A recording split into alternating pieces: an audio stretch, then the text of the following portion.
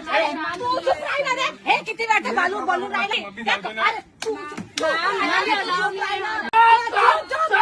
बोला असं बोलायचं नाही. आवाज आमचा इथं वाटते. जास्त बोलत नाही म्हणा. तुम्ही जादू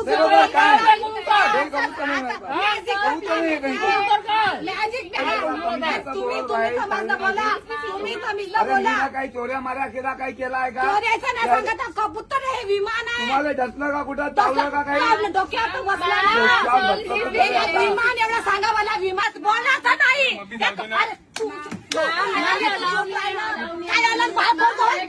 तू काय आलं तुम्ही तिकडे काय समजा ना. हे कबूतर उडायची जागा आहे का?